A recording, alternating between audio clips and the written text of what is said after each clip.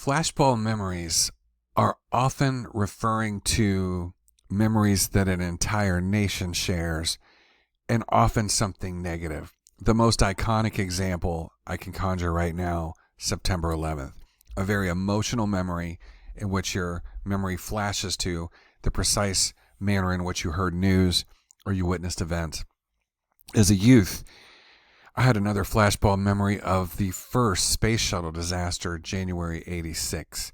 It was very unexpected, of course. We lost 6 astronauts, and that was a very troubling event. Before that, you go back to, this is from my youth, 1981. The very new President Reagan, at that point only on the job, about 10 weeks, was shot, and as it proved to be the case, he was nearly killed. He was badly hurt, and was hospitalized for quite a while after. So all of these things are very negative, of course, but they also have an emotional component, and which may vary for a lot of people. Truth be told, at age 11 in 1981, I was not strongly affected by Reagan's assassination, attempt. Although, of course, I grew to deeply admire President Reagan later.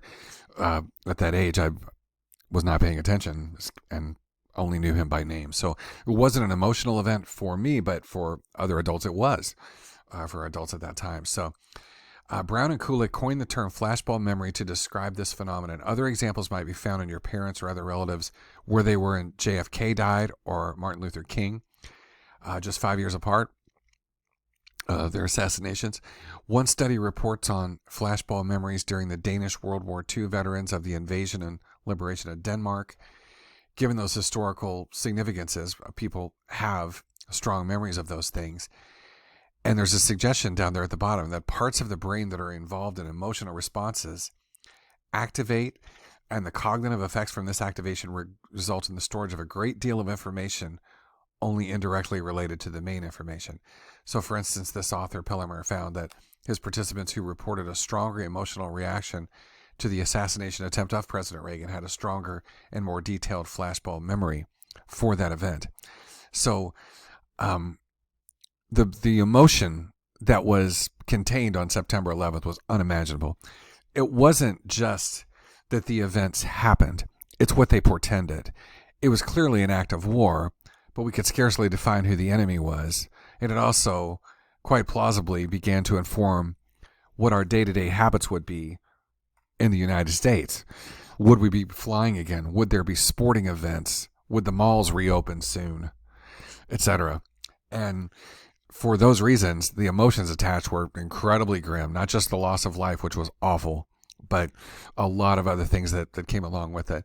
And I know some of you listening right now might have been quite young at that point, but I was age 31, and for people that were of age, it really was quite upsetting for a lot of reasons. So Neisser described flashbulb memories because they link themselves to history, and these memories can be distorted. For example, I think I know what happened to me that morning. It was a Tuesday morning.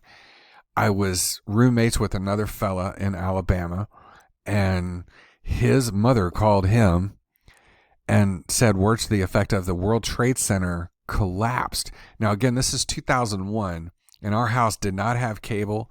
Neither of us had a cell phone and no internet connection. I'm not even sure how pervasive Wi-Fi was back then. And if you had internet, it was dial-up through AOL. It was pretty crude. So I had nothing. So that day before I left the house, and I lived on Central Time, I had no idea what was happening with the news. And I think those were her exact words, that they collapsed. And it didn't make sense to me. I think, well, my conjuring of it was that a plane was traveling at such speed and had such mass that it knocked the World Trade Center over. That's what I thought she meant. But that's I think that's my memory, but I could have distorted it over the years, and maybe that's not what she said. Another author showed that the central tenets of memory for 9/11 remained for students 2 months later and was stronger for those emotionally affected. So some would say that emotions enhance those memories.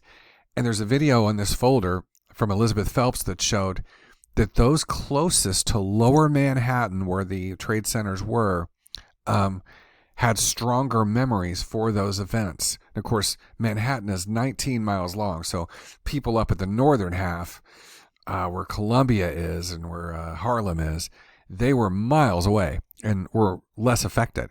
But those in lower Manhattan were strongly affected and thus may have had stronger memories, as Schmidt may have said.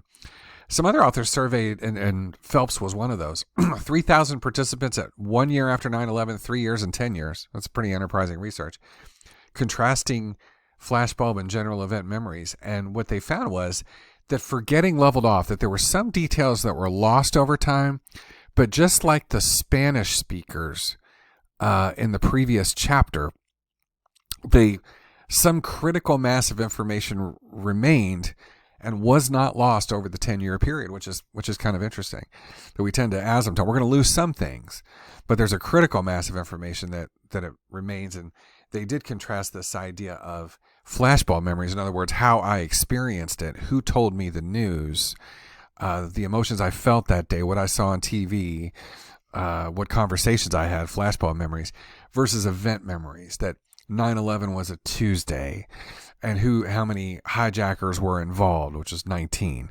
Those are event memories, who the responsible parties were, where the planes departed from, Boston Logan Airport, those sorts of things. Those are event memories. Hurst et al. Showed that inaccurate flashbulb memories remained inaccurate over time, and that media consumption predicted accuracy on event memories. So I did a dumb thing at that age, 20 odd years ago, nearly 23 years ago, as I watched the news a lot and got myself all emotional. But I would think that my event memory was probably decent. I was up to speed on the details, I think. I'm not bragging, of course, but I did take tremendous interest in it. Flashbulb memories are not more accurate. Some would say. Weaver, on another piece of research from 93, I believe it is, I forgot the date there, tested memory for conversations during the Iraq War of the early 90s. And I think this was summer of 90, August 2nd, 1990, and it extended till February 91. But memories, again, not more accurate, and the flash really just comes from the emotional import. He found that these flashbulb memories were as faulty as any other sort. That retelling, etc., tended to diminish accuracy. So, that is a bit of a qualifier, I guess you could say, of flashbulb memories, in that they are special and that they're emotional, but there's some disagreement on whether or not they're truly more accurate. And I hope you'll watch the very brief clip. It's 2 minutes on Elizabeth Phelps' treatment of 9/11. For people that were close to the events and thus had an enhanced memory for them.